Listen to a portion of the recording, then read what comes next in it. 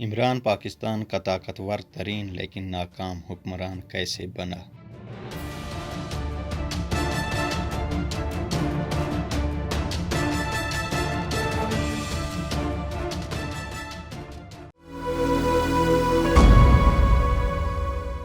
سابق وزیر اعظم عمران خان کے 4 سالہ دور اقتدار کی ساری داستان کو صرف ایک جملے میں سمیٹا جا سکتا ہے کہ وہ قومی تاریخ کے سب سے طاقتور اور پاکستان سے ناکام حکمران نکلے۔ اتنی طاقتور توانائی تو کسی سیاہ رنگ پتھر میں بھر دی جائے تو اس سے بھی کونپلیں پھوٹ نکلیں، لیکن ستم یہ ہوا کہ اپنے سامنے امکانات اور ممکنات کا ایک جہان نوکھل جانے کے باوجود خان صاحب کی سوچ اندھے غیظ و غضب میں لتھڑی رہی۔ جسے وہ احتساب کا نام دیتے رہے، وہ اپنے ہی سیاسی مخالفین پر تازیانے برسا کر نہال ہوتے رہے۔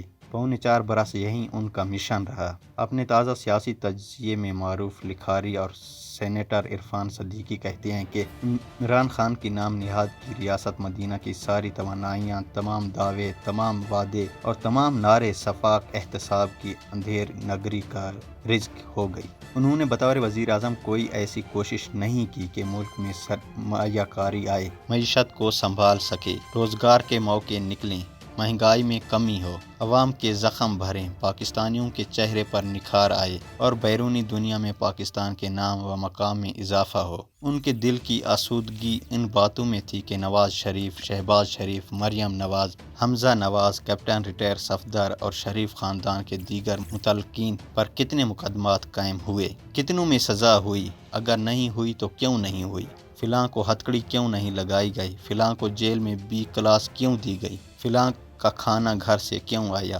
بقول عرفان صدیقی، عمران کی نیندیں قوم و ملک کو درپیش مسائل کی وجہ سے نہیں بلکہ اس وجہ سے حرام رہتی تھی کہ ان کا فلاں حریف ابھی تک آزاد کیوں پھر رہا ہے۔ وہ مسلسل چور ڈاکو کا ورد کرتے اور بتاتے رہے کہ یہ لوگ اربوں خربوں لوٹ کر باہر لے گئے ہیں، ان میں سے ایک ایک پائی واپس لیے بغیر چین سے نہیں بیٹھوں گا۔ نتیجہ کیا نکلا؟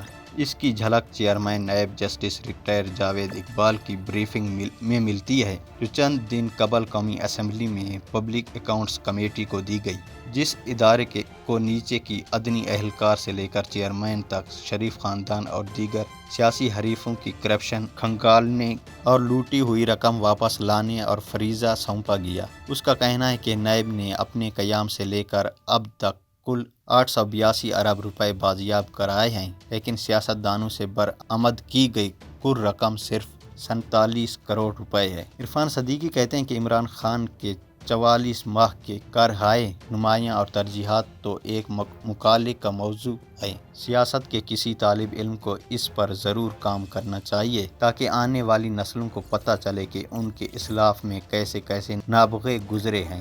اب لمبی کتھا کو یہیں چھوڑتے ہوئے خان صاحب کی اس درخشاں تاریخ پر ایک نظر ڈالیے جو انہوں نے تحریک عدم اعتماد کا ناقوس بجنے کے بعد رقم کی۔ پہلے پھیپھڑوں کی پوری قوت کے ساتھ نعرہ لگایا کہ اللہ تو نے میری سن لی، یہ تحریک عدم اعتماد لا کر میرے نشانے پر آ گئے ہیں، میں ایک بال میں 3 وکٹیں اڑا دوں گا، میں ان کے ساتھ وہ کروں گا جو یہ سوچ بھی نہیں سکتے۔ موصوف نے اس کے بعد جلسوں میں اپوزیشن کو بے نقط سنائی، انہیں طرح طرح کے تحقیری ناموں سے پکارا، چوہے قرار دیا، موجوں کا اضطراب بڑھتا گیا، کشتی کے تختے چرانے لگے، ساتھی چھلانگیں لگانے لگے، کسی نے سمجھانے بجھانے کی کوشش کی تو رعونت سے جھٹک دیا۔ پوٹلی میں کارکردگی کی پونجی نہ تھی کہ عوام کو یاد دلاتے۔ عمران صدیقی کہتے ہیں کہ جب سورج سوا نیزے پر آ گیا تو خان صاحب نے امریکہ میں پاکستانی سفیر کی ایک جائزہ رپورٹ والا کاغذ فضا میں لہرایا اور کہا کہ امریکہ نے میرے خلاف سازش کر دی ہے اور ساری اپوزیشن ڈالر لے کر امریکہ سے جا ملی ہے۔ یہ خط پچھلے 20 روز سے معمول کی ڈاک کے طور پر آیا پڑا تھا۔ پھر اصول پسندی کو ہوس اقتدار کی بھٹی میں جھونکتے چلے گئے۔ انہوں نے اسی دوران چودھری پرویز الہی کو وزارت اعلیٰ کا امیدوار نامزد کر دیا، صرف اس لیے کہ ان کے پاس 5 ووٹ تھے۔ بات پھر بھی نہ بنی تو 4.25 برس تک NRO نہیں دوں گا کہ فلک شگاف نعرے لگانے والے کپتان نے روایتی اسٹیبلشمنٹ کو پکارا کہ مجھے اپوزیشن سے NRO دلوا دو۔ یہ کہانی ISPR کے ڈائریکٹر جنرل بیان کر چکے ہیں۔ اپوزیشن نے عمران کی پیش کردہ تینوں تجاویز مسترد کر دی، چنانچہ ان کے لیے سوئے مقتل قدم بڑھانا ناگزیر ہو گیا۔ مقتل کے تصور سے ہی خان صاحب کی ہچکیاں بند گئیں، قربانی کے زیر خنجر جانور کی طرح تڑپانے بھڑکانے لگے اور پاؤں پٹکنے لگے۔ یہاں سے ان کا وہ چہرہ سامنے آیا جس پر آئین، قانون، جمہوری روایات، اقتدار اور اخلاقیات کا کوئی ادنیٰ سا شخص جمیل بھی نہ تھا۔ عمران صدیقی کہتے ہیں کہ یہ یقین ہو جانے کے بعد کہ میں پارلیمانی اکثریت کھو چکا ہوں، عمران نے ووٹنگ کرانے میں حتی الامکان تاخیر کی اور 1 ماہ تک ہر اور اونچا ہتھ کنڈا استعمال کیا۔ ووٹنگ کی تاریخ سر آن پڑی تو ڈپٹی اسپیکر کو حکم صادر ہوا، قرارداد عدم اعتماد کو غیر ملکی سازش کے ساتھ جوڑ کر مسترد کر دو۔ آئین شکن قاسم سوری نے یہی کیا۔ خان صاحب نے اس آئین شکنی کو اپنی طلسمی پٹاری کا سرپرائز قرار دے کر اپوزیشن کا مضحکہ اڑایا۔ پلک جھپکنے میں قومی اسمبلی تحلیل کر دی۔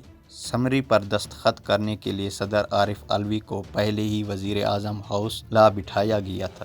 معاملہ سپریم کورٹ میں پہنچا، ایک نہایت واضح، دو ٹوک اور غیر مبہم فیصلہ صادر ہوا۔ عدم اعتماد کے لیے تاریخ اور وقت کا تعین بھی ہو گیا۔ خان صاحب نے فرمان جاری کیا، تعطل پیدا کرتے رہو، ووٹنگ نہیں کرانی۔ صبح 10:30 بجے سے شروع ہونے والا اجلاس وسط شب تک چلتا رہا۔ کئی گھنٹوں کے وقفوں کے دوران آخری بال تک لڑوں گا کے نعرے گونجتے رہے، یہاں تک کہ عدالتوں کے دروازے کھلنے اور فضاؤں میں ہیلی کاپٹر اڑانے لگے۔ بقول عرفان صدیقی معلوم نہیں خان صاحب نے آخری بال کھیلی یا نہیں، لیکن وہ بڑی طرح میچ ضرور ہار گئے۔ وہ شہباز شریف کو وزیر اعظم بننے سے تو نہ روک سکے، لیکن صدر عارف علوی کو سختی سے روک دیا کہ وہ نو منتخب وزیر اعظم سے حلف نہ لے۔ کیا یادگار عہد تھا کہ امر ہو گیا۔